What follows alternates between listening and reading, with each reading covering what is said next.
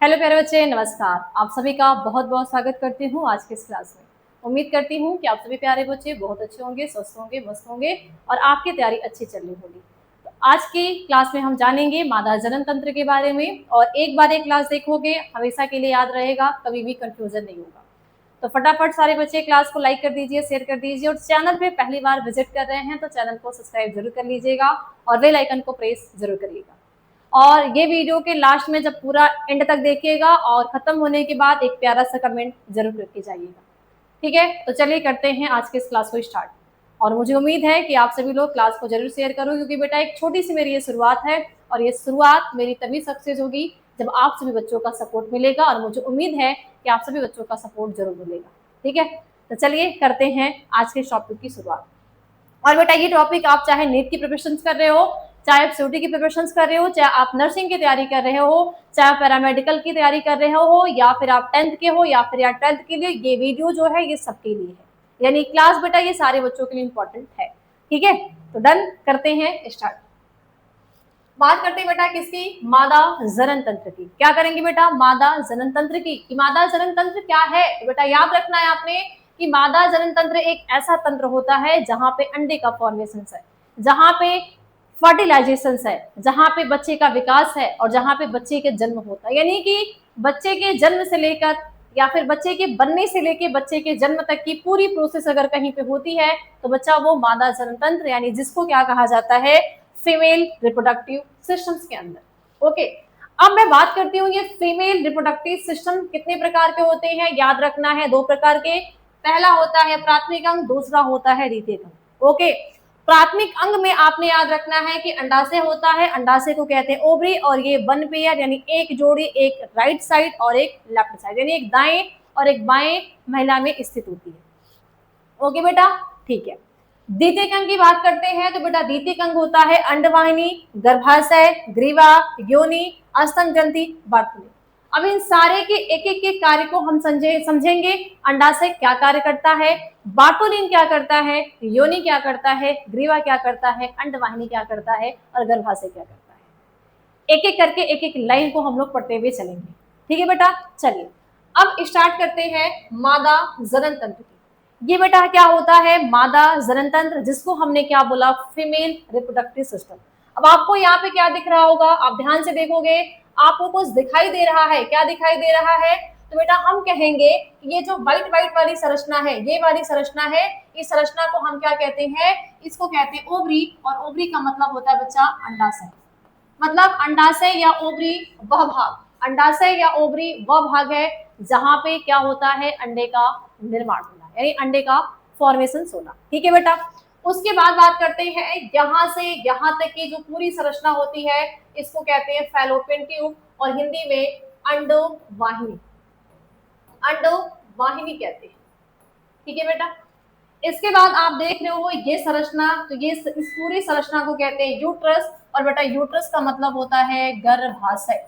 गर्भाशय मतलब जहां पे क्या हो रहा है? बच्चे का विकास हो रहा है। जहां पे 9 महीना अगर कोई महिला है, प्रेग्नेंट होती है, गर्भवती महिला होती है, तो इस गर्भाशय में ही 9 महीने बच्चे रहते हैं। यानी हम आप, यानी दुनिया में जितने भी मनुष्य हैं सारे मनुष्य इसी भाग में रह के आए हैं। यानी 9 महीने, कोई 7 महीना का होगा तो 7 महीना, कोई 8 महीना का होगा तो 8 महीना, लेकिन जो प्रॉपर 9 महीने के बाद आते हैं सारे के सारे इसी एक गहरा वाला संरचना में हम सभी लोग रह के आते हैं।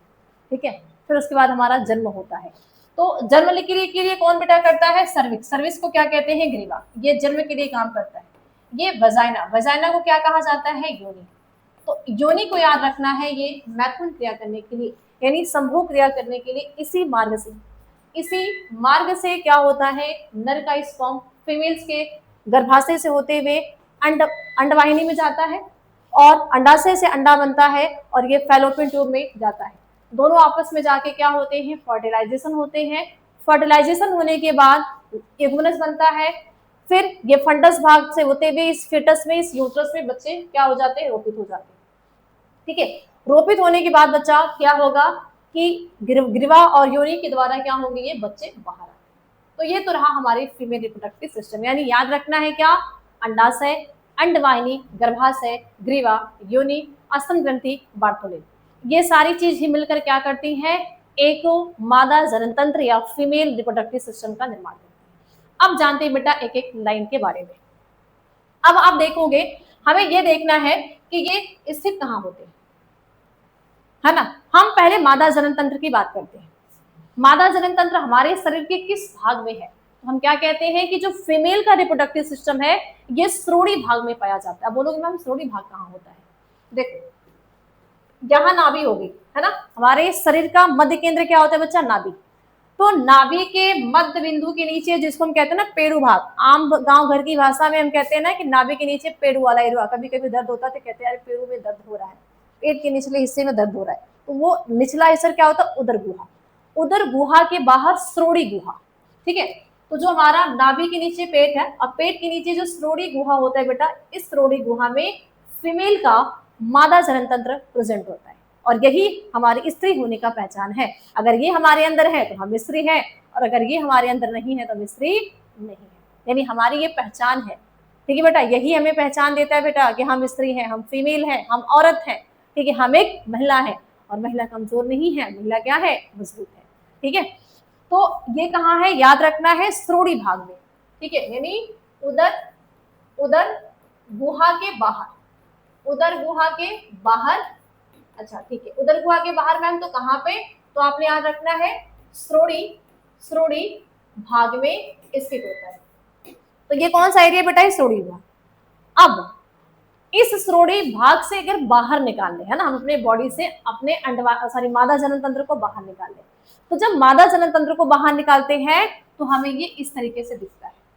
कब निकलेगा, कब निकलेगा, यानी कि जब हम लोग क्या पोस्टमार्टम के लिए हमारे शरीर जाए, क्या पता डॉक्टर क्या करे, हमारे बॉडी के चीर फिर काट कर दे, तो काट करके एक एक पार्ट को निकाल ले, तब वहां पे हम निकाल सकते हैं ना। जब आप डॉक्टर बनोगे, ठीक है, आप डॉक्टर बनोगे तो फिर आपको रियल चीज आपको दिखाई जाती है, ठीक है। तो बेटा जब हम अपने बॉडी से अपने मादा जनन तंत्र को बाहर निकालेंगे तो हमें एक इस तरीके से दिखता है। अब आपको क्या दिख रहा होगा बेटा, एक गुब्बारे जैसी संरचना दिख रही है, फिर एक थोड़ी सी चौड़ी है ना, फिर थोड़ी सी पतली है, यहाँ पे भी दो गुब्बारे जैसी संरचनाएं हैं, ठीक है, फिर यहाँ पे पाइप जैसी संरचना दिख रही है, और यहाँ पे फिंगर लाइक स्ट्रक्चर है, ये दिख रहा है, यस। अब इसको जब हमने अंदर से देखा, यानी इसको काट दिया, अगर हम अपने बॉडी के बाहर से देख रहे हैं तो हमारे पास दो आंख, दो नाक के दो छिद्र, कान, है ना, ये फेस सुंदर सा फेस दिख रहा है। लेकिन अगर इसको आधे हिस्से से काट देंगे तो हम इतना सुंदर दिखेंगे नहीं ना। तो हमारे अंदर हमारे बॉडी पार्ट के जितने भी सिस्टम है वो सारे सिस्टम दिखाई देने लगेंगे, यस। तो जब हम क्या करते हैं, अपने फीमेल्स के मादा जनन तंत्र को अंदर से झांक के देखेंगे कि भैया क्या क्या है, तो देखो देखने पे हमें क्या मिलेगा, ये तो है बेटा आपका ओवरी, ये है ओवरी, ये फिंगर लाइक, ठीक है, ये जो फिंगर लाइक है यानी उंगली जैसी संरचना है, ये हमारी उंगलियां है, काम करती है बेटा, ये उंगली, तो कुछ ऐसे इस पोजीशन में यहाँ पे चौड़ा पार्ट बन जाएगा, ये यहाँ पे खाली एरिया, ठीक है, ये चौड़ा पार्ट और ये फिंगर, इस तरीके से ना। अब आप देख रहे हो जैसे फिर क्या बताऊं, यहाँ ठीक है बीच वाला एरिया थोड़ा सा मोटा होता है ना, फिर पतला होते हुए इस तरीके का। तो मान लो ये क्या है, हमारा फैलोपियन ट्यूब है, तो ये आगे वाला पोर्शन टीपक वाला, ये बीच वाला, यानी जहाँ पे क्या हो रहा है, जहाँ पे फर्टिलाइजेशन, और ये गर्भाशय से जुड़ा है, तो ये मेरी बॉडी क्या हो गई, ये मेरी बॉडी क्या हो गई, गर्भाशय, इस तरीके से, है ना, इस तरीके से ये झुका है, ये बॉडी मेरी गर्भाशय, ठीक है, ये फैलोपियन ट्यूब है, और फैलोपियन ट्यूब का लास्ट वाला छोर जो कैसा दिख रहा है, फिंगर लाइक दिख रहा है, ठीक है। तो ये फिंगर लाइक स्ट्रक्चर करता है क्या है, जब बेटा इस अंडाशय के अंदर अंडा बनता है, इस अंडा को बनने में टोटल 14 दिन लगते हैं, 14 डे लगता है। 14 डे मतलब मान लो 1 तारीख है, मान लो आने वाला 1 अप्रैल है, 1 अप्रैल को पीरियड्स स्टार्ट हुआ, 1 2 3 4 5 तक चला, खत्म होने के बाद फिर जैसे ही जिस दिन आपका पीरियड्स खत्म हुआ, पीरियड्स के खत्म होने के अगले दिन से आपके अंदर ये एक बनना स्टार्ट हो जाएगा, और 1 से लेके 14 नहीं 14 अप्रैल तक आपकी बॉडी में अंडा बनेगा। 14 अप्रैल तक अंडा बन जाएगा, ये रेडी हो जाएगा। अब क्या ये अंदर रहना चाहेगा, कहेगा भाई नहीं मैं क्यों पीछे रहूं, मुझे भी तो कुछ करना है। करना क्या है, फर्टिलाइजेशन करना है, और हमें अपनी जैसी संतति का फॉर्मेशन करना है, ठीक है। तो इनके अंदर जिज्ञासा होगी फर्टिलाइजेशन के लिए, इसके अंदर क्या होगी भाई, क्या चाहिए इनको, मेल गैमेट चाहिए, यानी मेल का स्पर्म चाहिए। जैसे जैसे कुछ लोग इच्छुक हो जाते हैं जब हमारी एज हो जाती है, तो एक एक एज के साथ हमें समय क्या लगता है कि अब हमारी शादी हो जानी चाहिए। अगर बाजू वाले दोस्त की शादी हो रही है और हमारे एज की हो, और अगर हमारी न हो, तो हमें क्या लगता है भाई अब हमारी भी हो जानी चाहिए। क्यों? क्योंकि हमारी एज हो चुकी है। यस, ऐसा होता है ना, सब में नहीं होता, लेकिन कुछ कुछ के अंदर ये थोड़ी सी जो इच्छाएं हैं वो उजागर होती हैं कि बेटा ये नेचुरल है, कोई ऐसी चीज नहीं है, प्राकृतिक है, हर इंसान के अंदर होती, किसी में ज्यादा है, किसी में कम है, किसी में नहीं है, किसी में है, बस इतना ही फर्क होता है। ठीक है, तो यहाँ पे ओवरी में अंडा बनता है। ये अंडा 14 दिन में बन के रेडी हो जाता है। अब इसको चाहिए नरयुग्मक। अब नरयुग्मक और इसको फर्टिलाइजेशन, तो यहाँ पे फैलोपियन ट्यूब होता है ना, यहाँ पे एम्पुला होता है, इस एम्पुला में ये चला जाता है। किसके द्वारा? ये फिम्ब्रियाई क्या करती है, हमेशा ऐसे कॉन्ट्रैक्ट करती है, अंडे को पकड़ती है, पकड़ के इस एम्पुला वाले एरिया में लेके चले जाती है। ओके बेटा, अब यहाँ से मैथुन क्रिया के द्वारा, सेक्स के द्वारा, ठीक है, संभोग क्रिया के द्वारा जो मेल गैमेट है वो फीमेल की बॉडी में जाएंगे, यानी वजाइना से होते हुए, ठीक है, सर्विक्स से होते हुए, यूट्रस से होते हुए फैलोपियन ट्यूब में चले जाएंगे। अब यहाँ पे फर्टिलाइजेशन हो जाएगा। फर्टिलाइजेशन होने के बाद बनता है बेटा युग्मनज, यानी जिसको कहते हैं भ्रूण। ये भ्रूण जाके कहाँ पे? गर्भाशय में, गर्भाशय के दीवार में रोपित हो जाता है और 9 महीने इसका विकास होता है। कितने महीने? 9 महीने इसका प्रॉपर विकास होता है। और प्रॉपर विकास होने के बाद फिर एक समय ऐसा आता है कि भाई जब 9 महीने बच्चा पेट में हो जाएगा तो वो कहेगा अब हम पेट में नहीं रहेंगे, अब हमें बाहर की दुनिया में जाना है। कौन इस जेल में कैद रहेगा, है ना, कौन इस कैद खाने में रहेगा, अब मुझे बाहर की दुनिया देखनी है। तो बाहर की दुनिया देखने के लिए क्या होता है बच्चा? ये जो ग्रीवा होती है ना, ये ग्रीवा, ये और ये वजाइना बच्चे को जन्म देती है। कब? जब नेचुरल तरीके से होता है तब, जब वो नेचुरल डिलीवरी होती है तब। क्लियर बात? समझ में आ गई? उम्मीद है कि समझ में आ रही होगी, और प्यारा सा कमेंट करके जरूर जाना है। ठीक है बेटा, चलिए, तो याद रखना है आपका मादा जनन तंत्र कहाँ है? श्रोणि गुहा, उदर गुहा के बाहर श्रोणि भाग में। ठीक है, बाहर से आपको ऐसा दिखेगा और अंदर से आपको ऐसा दिखेगा। ठीक है, बाहर से ऐसा, अंदर से ऐसा। अब चलते हैं आगे। अब बच्चा बात करते हैं अंडाशय। अंडाशय क्या है? याद रखना है, बोलोगे मैम एक जोड़ी अंडाशय है, एक जोड़ी, एक जोड़ी अंडाशय पाया जाता है। ठीक है बेटा,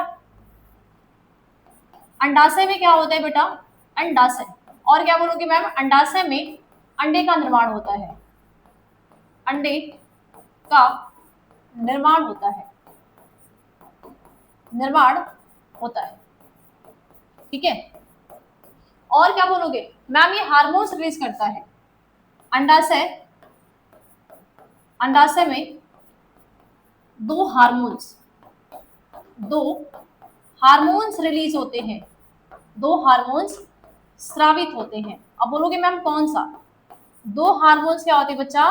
दो हार्मोन्स आपके स्रावित होते हैं। बोलोगे मैम कौन सा? याद रखना है, पहला हार्मोन्स याद रखना है आपने, पहला याद रखना है प्रोजेस्टेरॉन, प्रोजेस्टेरॉन, प्रोजेस्टेरॉन। ठीक है, और दूसरा एस्ट्रोजन, एस्ट्रोजन। ठीक है बेटा, प्रोजेस्टेरॉन और एस्ट्रोजन ये दो हार्मोन्स अंडाशय के द्वारा रिलीज होता है। पहली चीज याद रखनी है, अंडाशय एक जोड़ी पाया जाता है, लेफ्ट साइड, राइट साइड, जो कि आपको दिखा दिया गया। यस, पीछे दिखा दो, है ना, एक लेफ्ट, ठीक है बेटा, एक लेफ्ट और एक राइट, कितने? एक जोड़ी। क्लियर? आगे बेटा हमने क्या देखा? इनमें अंडे का फॉर्मेशन है, यानी ये हर महीने एक अंडे बनाता है। तो एक महीने एक अंडा लेफ्ट वाली और अगले महीना राइट वाली, यानी बारी बारी करके महीने, लड़कियों में हर महीने में एक अंडा बनता है। ठीक है, किसके वजह से बनता है बेटा? प्रोजेस्टेरॉन एस्ट्रोजन की वजह से। ये अंडाशय के अंदर स्रावित होने वाले हार्मोन से ऑब्जेक्टिव क्वेश्चन पूछे जाते हैं कि अंडाशय हार्मोन्स कौन से होते हैं? प्रोजेस्टेरॉन एस्ट्रोजन, बोर्ड के हो, 10th के हो, 10th 12th CUT, nursing, NEET, सभी के लिए इंपॉर्टेंट है। अब बेटा इस अंडाशय को अंदर से देखेंगे, आप अंदर से देखोगे आपको बेटा इस तरीके की संरचनाएं देखने के लिए मिलेंगी। अब बोलोगे मैम इसमें क्या क्या है? ध्यान से देखो, है ना, यहाँ पे बेटा बहुत सारे क्या होते हैं? पूटक होते हैं, जैसे प्राइमरी, सेकेंडरी, टर्सरी, ग्राफिन पूटक, ग्राफिन पूटक फटेगा, ठीक है, अंडे रिलीज होंगे और कार्पस लूटियम। तो कार्पस लूटियम क्या करता है, भारी मात्रा में प्रोजेस्टेरॉन को रिलीज करता है और इसको प्रेगनेंसी हार्मोन्स भी कहा जाता है। आपके सीयूटी और नीट में पूछा जाता है कि प्रेगनेंसी हार्मोन्स कौन है, याद रखना है प्रोजेस्टेरॉन हार्मोन्स। क्यों? क्योंकि ये यूट्रस के वॉल को बहुत मोटी बनाती है। अगर पत्ती है ना तो उसको मोटी बनाती है। क्यों? क्योंकि इसको वेट होता है कि भ्रूण आएगा और भ्रूण आके क्या होगा, रोपित होगा। ठीक है, तो ये हो गया अंडाशय। तो याद रखना है एक जोड़ी अंडाशय, अंडे का निर्माण करना और हार्मोन्स का स्रावण करना, किसके अंतर्गत, अंडाशय के अंदर। ठीक है बेटा, चलिए अब बात करते हैं अगले पार्ट की। अगला पार्ट हमारा क्या है, अगला पार्ट, तो अगला पार्ट क्या है बेटा, फैलोपियन ट्यूब, जिसको कहते हैं हिंदी में अंडवाहिनी। ये फैलोपियन ट्यूब है, यानी एक पाइप नुमा संरचना है, दिख रहा है पाइप नुमा संरचना है, आगे से फिंगर जैसा ना, ये फिंगर जैसा है। फिर ये अंडाशय है और ये अंडाशय बेटा क्या करता है, गर्भाशय से स्नायु के द्वारा जुड़ता है। आपसे ये भी ऑब्जेक्टिव क्वेश्चन पूछा जाता है कि अंडाशय अंडवाहिनी और गर्भाशय से किसके द्वारा जुड़ता है। आपने याद रखना है कि जो अंडाशय होता है गर्भाशय और अंडवाहिनी से, सॉरी गर्भाशय और अंडवाहिनी से स्नायु के द्वारा जुड़ता है। ठीक है बेटा, तो हमने बात करी है फैलोपियन ट्यूब। फैलोपियन ट्यूब में याद रखना है कि यहाँ पे 3 पार्ट होते हैं। फैलोपियन ट्यूब के 3 पार्ट होते हैं। बोलोगे मैम कौन कौन सा? एक आपका बेटा होता है कीपक, कीपक, एक होता है तुम्बिका, ठीक है, और एक होता है संकीर्णन पथ, संकीर्णन पथ। अब बोलोगे मैम डायग्राम में कौन कौन सा है, तो देखो, ठीक है, देखो बेटा ये आपका क्या है, संकीर्णन है, संकीर्णन पथ है, मतलब ये क्या करेगा, यूट्रस से जोड़ने का काम करेगा। ठीक है, यहाँ पे चौड़े भाग को क्या कहते हैं, तुम्बिका, और तुम्बिका में ही क्या होता है, निषेचन। याद रखना है तुम्बिका में क्या होता है, निषेचन होता है। ठीक है, और इस चौड़े भाग को क्या कहते हैं, कीपक कहते हैं। ये कीपक में क्या लगे होते हैं, छोटे छोटे उंगली जैसे प्रवर्ध होते हैं जो अंडे को पकड़ने का काम करेंगे। कब? जब वो 14वां दिन होगा। 14वें डे क्या होगा, जब महिला के अंडाशय में अंडा बन जाएगा, ये फर्टिलाइजेशन के योग्य हो जाएगा, अंडवाहिनी में जाना चाहेगा, तो यही कीपक का फिम्ब्री लाइक स्ट्रक्चर ऐसे ऐसे कॉन्ट्रैक्ट करता है और अंडा रिलीज होता है। तो फिर ये कीपक से होते हुए अंडवाहिनी के अंदर चला जाता है और ये 24 आवर्स तक क्या करता है, वेट करता है। तो फैलोपियन ट्यूब के 3 भाग, कीपक, तुम्बिका और संकीर्ण पथ। बेटा तुम्बिका कीपक का काम है अंडे को पकड़ना, याद रखना है। कीपक से याद रखना है, कीपक का काम क्या है, अंडे को पकड़ना, अंडे को क्या करना, पकड़ने का काम है। कब? पकड़ने का काम कब, अंडोत्सर्ग के दौरान। तुम्बिका में याद रखना है निषेचन होता है। ठीक है, क्या होता है, निषेचन होता है। संकीर्ण पथ में याद रखना है ये जोड़ने का काम करती है, यानी किसको, फैलोपियन ट्यूब को और प्लस यूट्रस को क्या करती है, एक दूसरे से बाइंड करने का यानी जोड़ने का काम करती है। तो मेन रोल क्या होता है, आपसे ये पूछा जाता है कि निषेचन कहाँ होता है, तो आपने याद रखना है अंडवाहिनी में। अच्छा, अंडवाहिनी के किस पार्ट में होता है, तो याद रखना है तुम्बिका में। ठीक है, चलिए अब चलते हैं बेटा आगे पार्ट। अब बात करते हैं यूट्रस की, जिसको कहते हैं गर्भाशय। इस गर्भाशय में ही 9 महीने बच्चा रहता है। ठीक है बेटा, 9 महीने। तो गर्भाशय की 3 वॉल होती है। ठीक है, पहली होती है परिगर्भाशय, परिगर्भाशय, ये ऑब्जेक्टिव क्वेश्चन इंपॉर्टेंट है। ठीक है, दूसरा है मध्य गर्भाशय। ठीक है बेटा, और तीसरा है अंतः गर्भाशय। 3 लेयर के बाद बीच में क्या होती है, कैविटी होती है ना, 1 लेयर, 2 लेयर और अंदर रेड वाले 3 लेयर। इस 3 लेयर के बाद क्या होती है, कैविटी होती है, और इस कैविटी में बेटा बच्चा, बेबी क्या करता है, बेबी 9 महीने तक इस बेबी का क्या होता है, यहाँ पे विकास होता है। कितने महीने तक बेबी का विकास होता है बेटा, 9 महीने तक बेबी का विकास होता है। क्लियर बात, चलिए अब बात करते हैं परिगर्भाशय। तो बेटा परिगर्भाशय जो होती है बाहर की लेयर होती है, जो बाहरी अगातों से प्रोटेक्ट करने का काम करती है। मध्य गर्भाशय में याद रखना है कि यहाँ पे बच्चे का रोपण होता है। आपसे पूछा जाएगा कि निषेचन के बाद यानी फर्टिलाइजेशन के बाद बच्चे का रोपण कहाँ होता है, आपका आंसर होगा कि फर्टिलाइजेशन के बाद या निषेचन के बाद बच्चे का जो रोपण होता है वो मध्य गर्भाशय में होता है। ठीक है बेटा, अंतः गर्भाशय की बात करते हैं। आपने याद रखना है ये आठों चक्र का काम करते हैं। आठवां चक्र। बोलोगे मैम आठवां चक्र क्या है, तो आपने याद रखना है इसे बेटा मासिक धर्म से, यानी जिसको हम क्या कहते हैं, पीरियड कहते हैं। अब इसका मतलब क्या हो गया मैम, देखो अगर फर्टिलाइजेशन हो जाता है, अगर फर्टिलाइजेशन हो जाता है, यहाँ पे देखते हैं कहाँ गया कहाँ गया कहाँ गया, ये स्ट्रक्चर देखते हैं, ठीक है।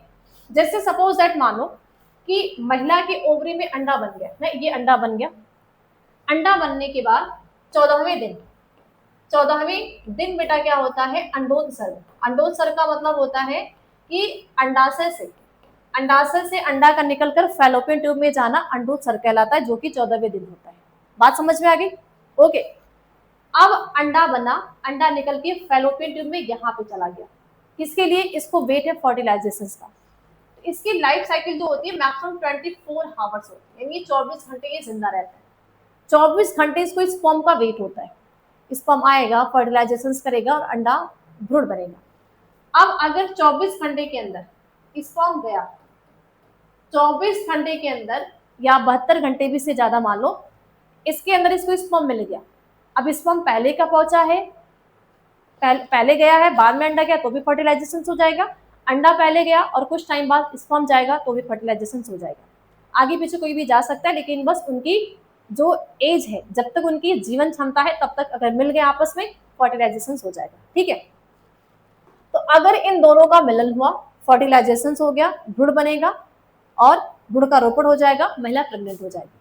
बाई चांस बेटा क्या होगा, क्योंकि देखो अब ये किसमें है, गर्भवती महिलाओं में, तो जो मैरिड लेडीज होती है, जो शादीशुदा लोग होते हैं उनमें, तो शादीशुदा लोग में भी भाई हर महीने अंडे बनता है, तो क्या हर महीने प्रेग्नेंट होगी लेडी? नहीं।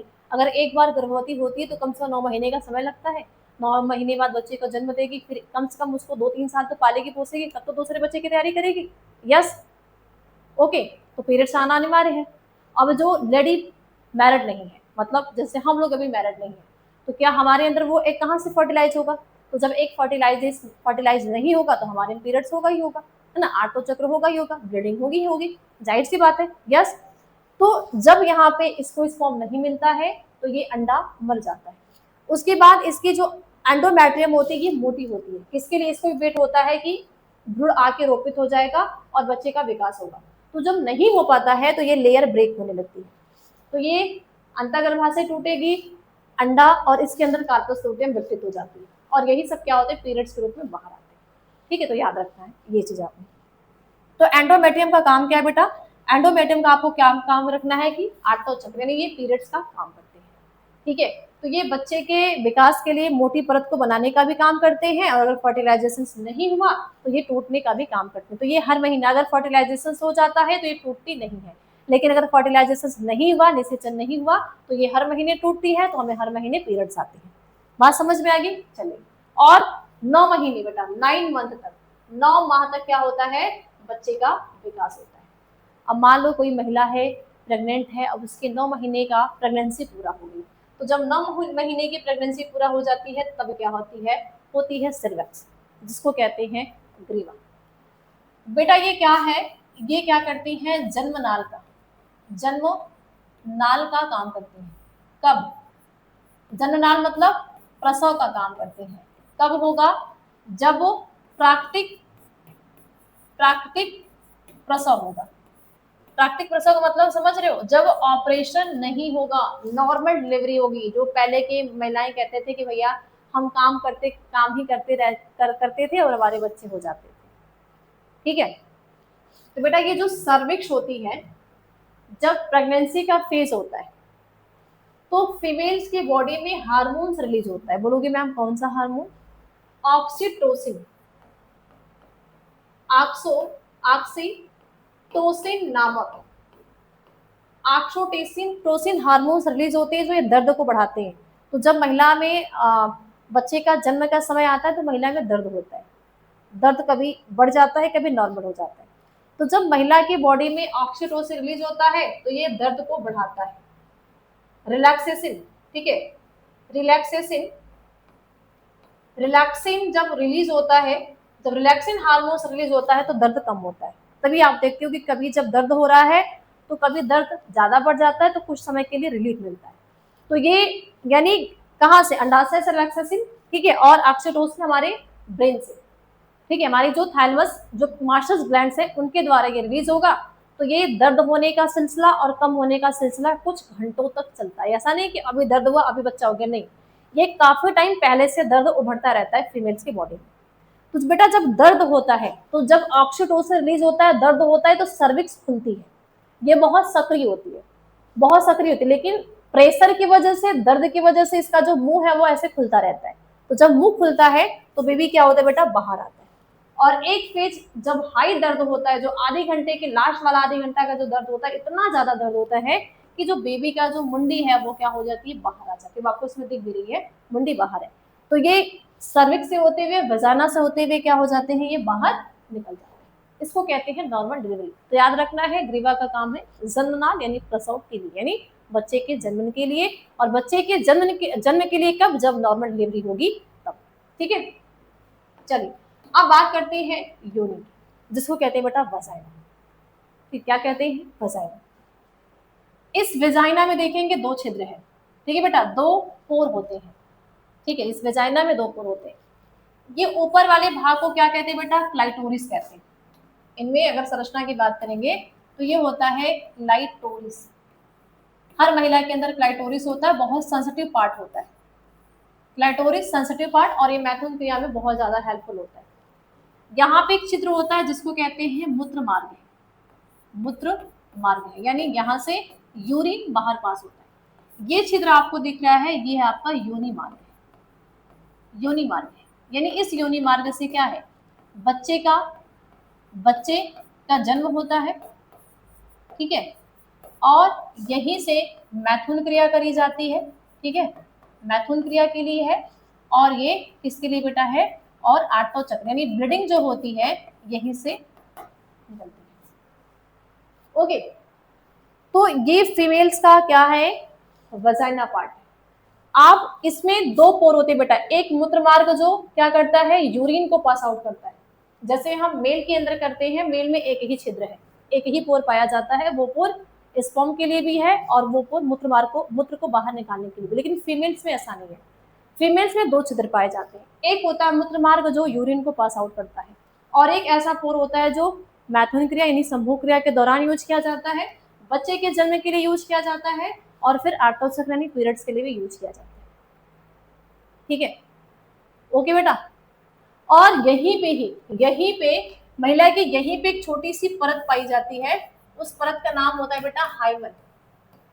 हाइमन, ये जो हाइमन की परत होती है, ये बर्ड्स जब हार्ड वर्क करती हैं, जैसे दौड़ती हैं, है ना, आजकल लड़कियां बहुत आगे चल रही हैं, बहुत हार्ड मेहनत कर रही हैं, बहुत दूर दूर जाती हैं साइकिल चला के, है ना, तो साइकिल चलाते वक्त, कोई वजन चीज उठाते वक्त, है ना, दौड़ते वक्त, है ना, स्पोर्ट करते वक्त, कैसे भी करके अगर ये लेयर टूट जाती है तो हल्के से ब्लीडिंग स्टार्ट हो जाती है।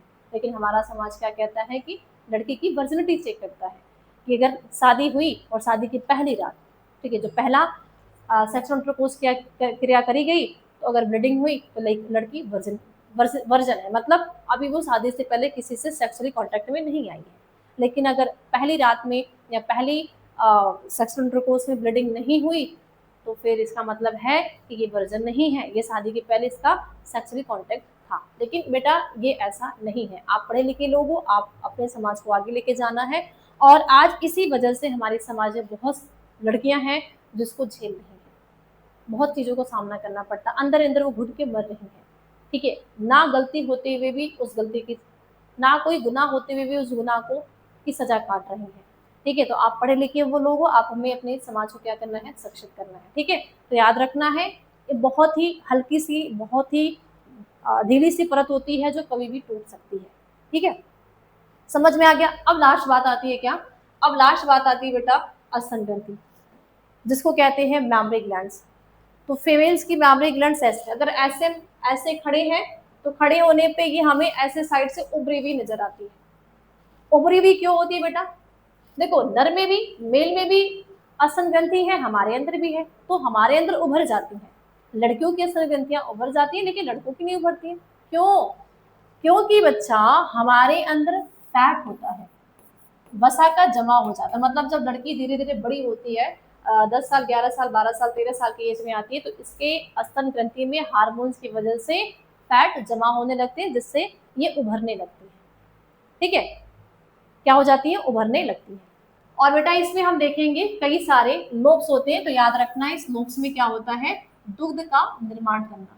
तो हम देखते हैं ना कि जब बच्चे का जन्म हो जाता है तो माँ क्या करती है, बच्चे को स्तनपान कराती है ना, दुग्ध पिलाती है। कुछ घंटे बाद महिला क्या करती है, दुग्ध पिलाती है। यस, तो ये दुग्ध कहाँ बनता है, इनके अंदर बेटा क्या होती है, कोशिकाएं पाई जाती है। तो ये ब्लू ब्लू क्या है, ब्लू ब्लू आपके क्या है, कोशिका है। ठीक है, क्या है, कोशिका है।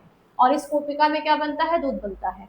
और दूध क्या है, दुग्ध वाहिनी के द्वारा यहाँ पे चूचक की तरफ जाएगा और फिर ये बाहर रिलीज होगा।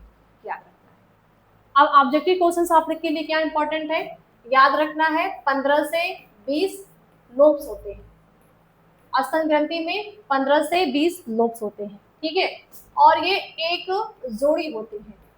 ठीक है बेटा, एक जोड़ी होते हैं। अगर पाथवे की बात कर ली जाए तो ध्यान देना बेटा, इसमें क्या पाए जाते हैं, कीपक होता है। कीपक मतलब अंगूर के गुच्छे के समान। ठीक है, कीपक होता है। इस कीपक में क्या होती है, कोशिकाएं होती है। ये कोशिकाएं क्या करती है बेटा, दुग्ध का निर्माण करती है, दुग्ध बनाती है। दुग्ध कहाँ जाता है, कहाँ जाता है भाई, स्तन वाहिनी में, स्तन वाहिनी में जाता है। और स्तन वाहिनी से कहाँ जाएगा बेटा, जो हमारी दुग्ध वाहिनी है, दुग्ध वाहिनी में जाता है। और दुग्ध वाहिनी से होते हुए कहाँ जाएगा बेटा, ये चूचक में जाता है। और चूचक में क्या पाया जाता है, स्पोर पाया जाता है। स्पोर से दूध क्या होता है, बाहर रिलीज होता है, जो महिला क्या करती है, अपने बच्चे को दूध पिलाती है। स्तन ग्रंथि आपको समझ में आ गई। ठीक है, स्तन ग्रंथि 15 से 20 वाली ऑब्जेक्टिव क्वेश्चन के लिए इंपॉर्टेंट है। एक जोड़ी है, लेफ्ट और राइट। प्रसव के बाद क्या करती है, दुग्ध बनाती है। कौन, यहाँ पे कोशिकाएं पाई जाती हैं, उसमें कुछ सेल्स हैं, वो सेल्स क्या करती हैं, दुग्ध का निर्माण करती हैं। किसकी वजह से बेटा, हार्मोन्स के वजह से। ठीक है, चलिए अब बात करते हैं लास्ट पार्ट। लास्ट पार्ट क्या है बेटा, बार्थोलिन ग्रंथि। ठीक है, जैसे मेल में शुक्राशय होता है, प्रोस्टेट होता है, बल्बोरेथ्रल होता है, वैसे ही महिलाओं में भी बार्थोलिन होती है। ये बार्थोलिन जो होती है ब्यास्ट्रोबेल के अंदर, यानी जो योनि पार्ट होता है ना, आप देख रहे हो, ये आप देख पा रहे हो, ये ठीक है, ये क्या है, मूत्र मार्ग है, मूत्र मार्ग है। ठीक है, यहाँ पे क्या है, क्लाइटोरिस है, क्लाइटोरिस है। ठीक है, क्लाइटोरिस है। क्लियर बेटा, तो ये हो गया क्लाइटोरिस। ठीक, और यहाँ पे एक पोर आपको दिख रहा है, ये पोर हो गया आपका योनि मार्ग, योनि मार्ग हो गया। ठीक है, अब यहाँ पे ग्लैंड्स दिख रहे हैं गोल गोल, सिस्ट, मतलब एक छोटा सा मटर के दाने या उससे भी छोटा सिस्ट पाया जाता है। इस सिस्ट को कहते हैं बेटा बार्थोलिन। बेटा ये बार्थोलिन किसके लिए है, याद रखना है, ये मैथुन क्रिया में, मैथुन क्रिया में क्या करते हैं, लुब्रिकेशन का काम करेंगे। यानी ये कुछ वाटर जैसा पदार्थ को रिलीज करते हैं, जिससे सेक्सुअल कांटेक्ट में की जो क्रिया है, जो मैथुन क्रिया है, वो अच्छे तरीके से हो सके। ठीक है, तो ये रहा आपका पूरा पूरा माता जनन तंत्र। और आई होप कि आप सभी बच्चों को बेटा ये बहुत अच्छे समझ में आया होगा। अगर आपको ऐसे ही नर जनन तंत्र का चाहिए, या फिर आपके पुष्पी पादपों में लैंगिक जनन के किसी भी टॉपिक से चाहिए, या बायोलॉजी के किसी भी टॉपिक से आपको कोई भी नॉलेज वाली वीडियो चाहिए, तो आप मुझे कमेंट सेक्शन में कमेंट कर सकते हो कि मैम मुझे इसमें प्रॉब्लम है, इसके रिगार्डिंग आप वीडियो बना दो, मैं बनाने के लिए रेडी हूँ। तो बस आज के लिए इतना ही, मिलते हैं हम लोग अगली क्लास में। सभी को tata bye bye, love you आप सभी को। और लास्ट में कमेंट करके जाना। और जो बच्चे लेट आए हैं, जो ये बच्चे बाद में वीडियो देखेंगे, उन सभी से भी मेरा यही कहना है, वीडियो को ज़्यादा से ज़्यादा शेयर करना है, लाइक करना है, कमेंट करना है और सब्सक्राइब करना है। ठीक है, तो चलिए बाय बाय, मिलते हैं अगली क्लास में एक नए टॉपिक के साथ।